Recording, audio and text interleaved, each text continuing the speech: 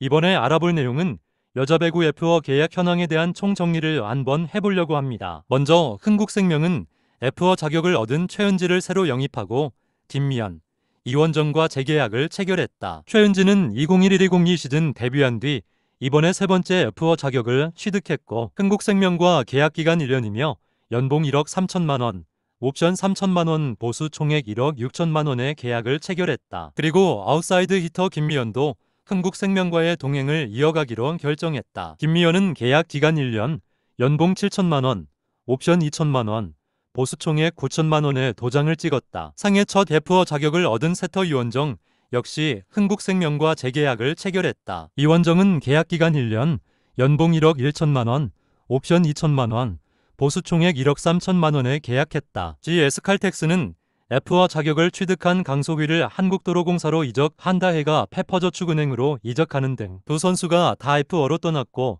F1로 풀린 아웃사이드 히터 김주향을 영입했다. 상해 첫 F1 자격을 취득한 김주향은 계약기간 3년, 조건은 첫 시즌 2억 200만 원에 그 다음 두 시즌 총 2억 500만 원으로 보수 총액 7억 2천만 원에 사인했다. 현대건설은 F1로 풀린 아웃사이드 히터 정지훈과 미들블로커 나현순과 재계약을 맺었다. 먼저 아웃사이드 히터 정지훈은 현대건설과 계약기간 3년 총액 16억 5천만 원의 계약을 체결했다. 정지훈 선수의 경우 4억 5천, 5억 5천, 6억 5천 아니면 4억 5천, 6억 샐러리 캡이 느는 만큼 연봉이 느는 조건인 것 같습니다. 미들블로커 나현수 역시 현대건설과 3년 보수 총액 3억 6천만 원의 잔류 계약을 체결했다. 1년 연봉은 1억 2천만 원, 연봉 1억, 옵션 2천만 원이다. 정관장은 내부 F1 미들블로커 박은진, 아웃사이드 히터 박혜민, 리베로 노란과 재계약을 맺었다. 상해 첫 F1 자격을 얻은 미들블로커 박은진은 연봉 3억 원, 옵션 5천만 원,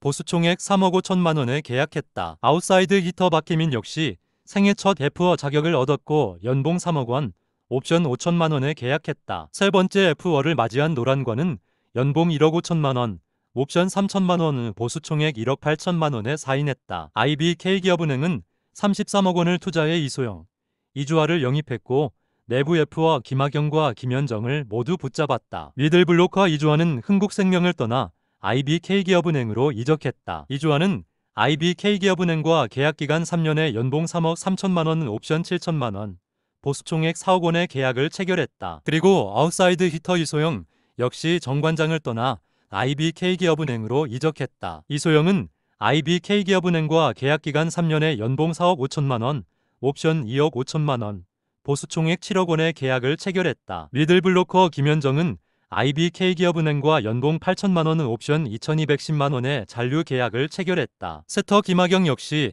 IBK기업은행에 잔류했다. 김학영은 IBK기업은행과 연봉 1억 3,500만 원, 옵션 2,110만 원, 보수 총액 1억 5,710만 원의 잔류 계약을 체결했다. 한국도로공사는 이번 F1 최대어 강소휘를 영입했고 내부 F1인 고혜정과 재계약을 체결했다. GS칼텍스 프랜차이즈 스타였던 강소휘는 GS칼텍스를 떠나 한국도로공사로 이적했다. 강소휘는 한국도로공사와 계약기간 3년에 연봉 5억 원, 옵션 3억 원, 보수 총액 8억 원의 계약 체결했다. 이로써 강소휘가 이번 F1로 여자 배구 첫 8억 원 시대를 열었다. 고혜정은 한국도로공사와 연봉 5천만 원, 옵션 2,500만 원, 보수 총액 7,500만 원에 잔류 체결했다. 강소휘를 포함해 이번 F1 시장에서는 총 6명이 새 둥지를 틀었다. F1 이적생 6명 중 4명이 어등급이다. 연봉 1억 원 이상의 어등급 F1를 이적한 구단은 원소속 구단의 전 시즌 연봉의 200%와 구단이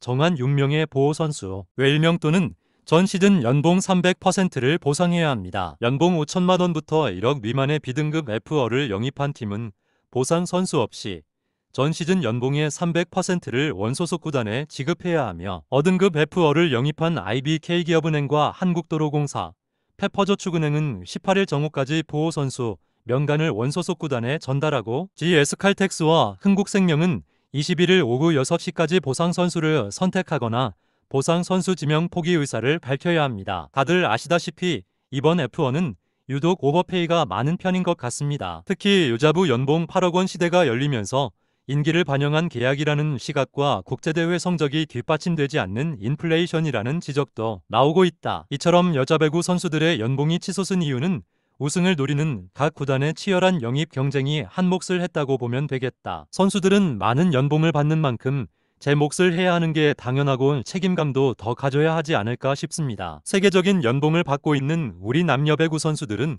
실력은 우물 안 개구리이면서 세계 배구의 흐름에 뒤처진다는 평가를 받고 있는 상황이다. 여자 배구는 김연경 선수를 중심으로 해 도쿄올림픽 4강까지 진출한 뒤 대표팀을 은퇴하면서 국제대회에서 성적이 처참한 상황이 결과를 보면 FIVP 발리볼레이션스 리그 27연패라는 충격적인 성적을 받았고 항저우 아시안게임에서는 2006년 도하 대회 이후 17년 만에 노메달에 그쳤다. 그리고 아시아 선수권에서는 역대 최하 6위, 파리올림픽 예선전에서는 7연패를 거두는 등 국제대회에서 모두 처참한 실패를 맛봤다. 배구는 도쿄올림픽 4강 신화를 이룬 뒤 유입되는 팬들이 많아졌고 그 정도로 국제대회의 성적이 차지하는 비중이 크다. 전문가들은 지나치게 커지고 거품화된 내수시장의 문제를 꼽고 있다.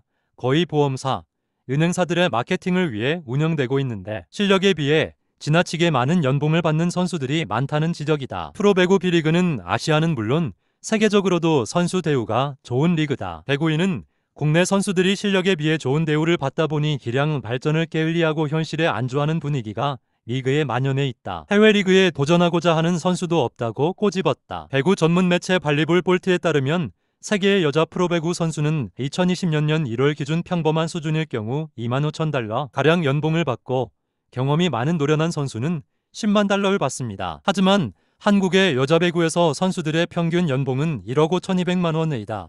세계적 기준에서 보면 한국 여자 배구 선수들은 평균적으로 세계적으로 경험이 많고 노련한 선수들보다 더 많이 버는 기이한 구조인 것이다. 그런데 한국 여자 배구 리그에서 최고의 선수들이 모여 국제 무대를 나가는데 27연패를 당했다는 점이다. 여자 배구 선수들은 김연경 선수 이후 해외 진출하는 선수가 없다는 결정적인 이유는 국내에서의 많은 연봉을 포기하고 낯선 환경과 적은 연봉을 굳이 감내할 정도가 아니기 때문이다. 이러한 연봉 구조에 대해 제일 많이 손해를 본 선수가 바로 김연경 선수다. 김연경 선수는 지난 F.O.에서 흥국생명과 1년 계약을 체결했기 때문에 2024-2025 시즌에는 총 보수 8억 원에 계약할 가능성이 큽니다. 일단 김연경 선수의 연봉은 다들 아시다시 실력에 비해 터무니 적단. 근데 어쩔 수 없는 것이 B리그는 다른 종목과 마찬가지로 셀러리 캡이 있다. 그런데 남자부와 달리 여자부에만 선수 한 명이 받을 수 있는 최대 금액을 설정하고 있다. 2024-2025 시즌 기준으로 셀러리 캡 25%에 해당하는 5억 원과 인센티브 캡 50%에 준하는 3억 원을 합쳐 최대 8억 원이다. 아무튼 김연경은 2023-2024 시즌 775득점을 올려 국내 선수 득점 1위, 공격종합 비유, 서브 6위로 통산 6번째 최우수 선수를 수상했다. 공격뿐만 아니라 리시브 5위, 디그 7위 등 수비에서도 뛰어나다. 무엇보다 인지도가 높은 김연경은 구단 마케팅 수익에도 크게 기여하는데 예로 흥국생명의 2022-2023 시즌 때 관중 입장 수익은 프로배구 역대 최다인 10억 원에 이뤘기 때문이다. 지난 시즌 역시 흥국생명은 시청률과 관중수 모두 다른 팀들에 비해 독보적이며 김연경을 향한 뜨거운 관심을 보이고 있다고 보면 된다. 배구계 관계자는 김연경과 강소휘가 같은 연봉을 받는 게 말이 안 된다. 김연경이 20억에서 30억 원의 보수를 받아도 전혀 의아하지 않고 본인도 답답하지 않을까. 그런데 규정이 있으니 어쩔 수 없다고 말했다.